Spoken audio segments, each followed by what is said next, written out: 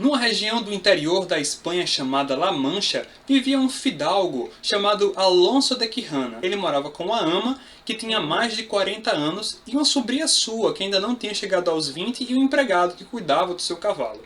O que acontece é que esse fidalgo ele tinha uma vida muito estável, então a maior parte do tempo dele era livre, ociosa. E ele gostava de fazer o quê? Ler livros de cavalaria. O que acontece é que ele começa a tentar decifrar o significado de cada um daqueles símbolos. Ele vai passar o tempo inteiro dele virando aquelas páginas para tentar descobrir o significado daquilo, e reza a lenda que nem o próprio Aristóteles, se ressuscitasse só para isso, teria conseguido fazer. Enfim, tanto ele se engolfou em sua leitura que lendo passava as noites de claro em claro e os dias de sombra em sombra, e assim do pouco dormir e muito ler lhe secaram os miolos, de modo que ele veio a perder o juízo. E ele começou então a confundir a fantasia com a realidade. Aquelas personagens que ele estava lendo, ele começou a dizer que realmente existiam, a pensar que realmente haviam ali nas regiões, viajando por ali, vencendo dragões, salvando donzelas, desfazendo agravos. E aí, o que aconteceu foi que ele começou a ler também sobre outros vilões que ali existiam, e ele teve raiva daqueles vilões, acreditava que eles mereciam pagar por aquilo, era capaz de ele vender a sobrinha e a ama dele para sair atrás dessas pessoas. E aí foi então que ele teve a mais louca das ideias que qualquer outra pessoa poderia ter tido. Ele achava que era necessário, tanto para sua honra, como também pelo bem da sua república, que ele mesmo virasse cavaleiro, saísse por aí nas andanças, virando também um dos heróis dos justiceiros, que seria os salvadores da sua nação. Ele encontra por ali por perto uma armadura que era de um parente seu. Ele não vai encontrar um bom capacete, então ele vai improvisar um com um morrião e papelão. Mas o bom cavaleiro que se preze não pode deixar de ter o seu cavalo. E aí ele vai até ali ao lado, onde tem o seu curralzinho, tem o seu cavalinho magricelo, esquálido, já muito velhinho da idade para ser um daqueles cavalos possantes. Mas o que ele vai fazer? Vai olhar para aquele cavalinho e vai dizer: essa vai ser a minha montaria. E ele vai dar um nome para esse cavalo. Ele vai dizer que o nome do cavalo agora vai ser Rocinante, porque é um nome que soa, é um nome que tem um trovão, um nome que tem uma força. E se ele deu um nome para o cavalo, ele tem que dar um nome para ele também. Afinal de contas, ele agora é um cavaleiro, tem que ter um nome que seja a altura do seu título. E depois de 8 dias pensando, escrevendo, reescrevendo, ele pensa que o nome dele tem que ser Dom Quixote. E, bom, já que ele mora ali em La Mancha, né, e todos os cavaleiros geralmente têm os nomes das suas localidades seguidos ao seu próprio, Dom Quixote de La Mancha. Já estava tudo pronto para ele sair de casa, quando ele finalmente se lembra que ele não tem alguém para devotar o seu coração. Pois um cavaleiro andante sem amores era árvore sem folhas e sem fruto, e corpo sem alma. Então ele vai lembrar que a comunidade vizinha dele era del Toboso, que havia uma lavradora pela qual ele havia se apaixonado, chamada Aldonza Lorenzo, mas que não fazia ideia de que ele existia. Então Aldonza Lorenzo não era um nome assim tão bonito assim para uma dama formosa e nobre. Então ele vai também dar um nome para ela. Ele decide por Dulcinea del Toboso. E lá vai então, sem contar para a ama, sem contar para sua sobrinha, monta no cavalo vestido com a sua armadura improvisada e parte para as suas aventuras.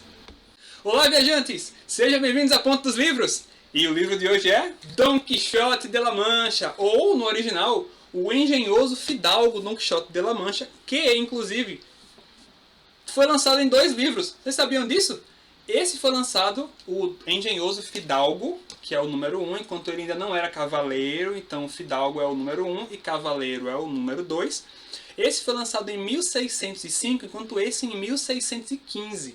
Inclusive, entre o primeiro e o segundo livro, vocês sabiam que houve um Dom Quixote apócrifo? Ou seja, sem legitimidade, sem autorização do autor para ser lançado, um certo Avellaneda escreveu uma continuação para o Dom Quixote e publicou como se fosse o original. Miguel de Cervantes, quando ele fez o seu segundo livro, lá no seu prólogo, dá uma resposta a esse autor e inclusive faz com que o próprio Dom Quixote, no meio da história, encontre com esse livro, corrigindo o que aconteceu, desdizendo o que houve de errado. Ou seja, uma maneira criativa e inteligente de responder àquela obra apócrifa. Mas Mas antes da gente passar propriamente para o livro, vamos falar um pouquinho sobre o autor. Miguel de Cervantes Saavedra nasceu em 29 de setembro de 1547 em Alcalá de Henares, que é uma região que fica pertinho de Madrid. Foi quase todo o período da sua vida um soldado, inclusive perdendo a sua mão esquerda em 7 de outubro de 1571 na Batalha de Lepanto. Por conta do seu ofício de soldado, teve a oportunidade de viajar por várias cidades da Itália em pleno período do Renascimento, entrando em contato com vários autores renomados da época. Após a publicação, o Dom Quixote foi um sucesso imediato, inclusive sendo reimpressa 6 vezes no período de um ano, inclusive influenciando autores naquela época ao redor de todo mundo e também influenciando toda a posteridade porque se tornou um clássico universal. Os seus temas, as lições, a forma cativante como os personagens se expressam tornaram ela verdadeiramente atemporal, influenciando, por exemplo, Cândido Portinari, Carlos Drummond de Andrade, Lima Barreto, José Lins do Rego a comporem as suas próprias obras. Mas agora vamos falar do livro propriamente dito. Este livro aqui é, antes de mais nada, uma grande comédia. E isso fica muito claro dentro da linguagem que o próprio autor utiliza para se comunicar com a gente. Isso começa logo no prólogo, onde o autor ele vai sempre falando com muita humildade, falando que nós temos completa liberdade para julgar o livro dele como nós quisermos, mas ao mesmo tempo ele já vai colocando ali a sua pomposidade, colocando ali a sua erudição. Vocês entenderam a jogada do Miguel de Cervantes? E essas brincadeiras linguísticas vão estar presentes em todo o livro. O Dom Quixote, por exemplo, ele vai conhecer o Sancho Panza, inclusive é o Dom Quixote quem o vai convidar para suas andanças. E esse livro vai ser um grande diálogo entre o Dom Quixote e o Sancho Panza. Qual é a brincadeira linguística que tem aqui dentro? O Sancho Panza tem uma linguagem muito simples, enquanto o Dom Quixote tem uma linguagem muito erudita. Lá na época em que esse livro foi escrito, entre os séculos XVI e XVII, havia uma grande discussão se deveria se escrever como se fala ou se deveria escrever apenas para poucos, se não para muito poucos. O Cervantes dá uma resposta para isso com muita educação e com muito bom humor, quando ele consegue fazer um diálogo entre o Sancho Panza e o Dom Quixote fluir naturalmente.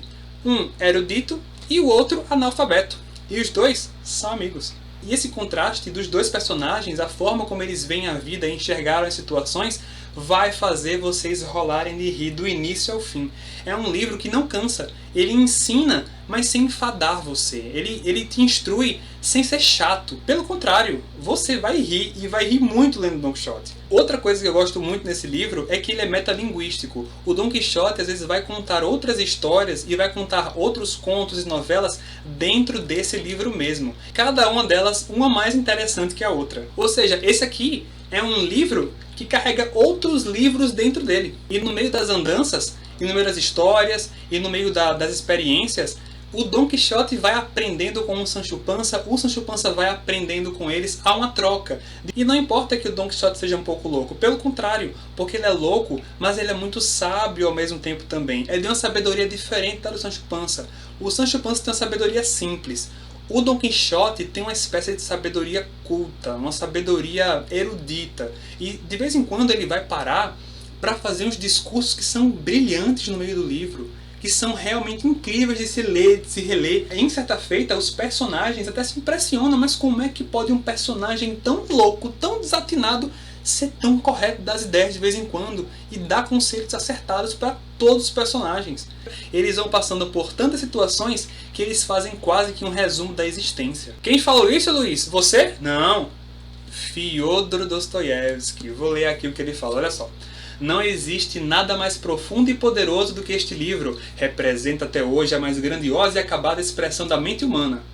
Se o mundo acabasse e no além nos perguntassem, então, o que você aprendeu da vida?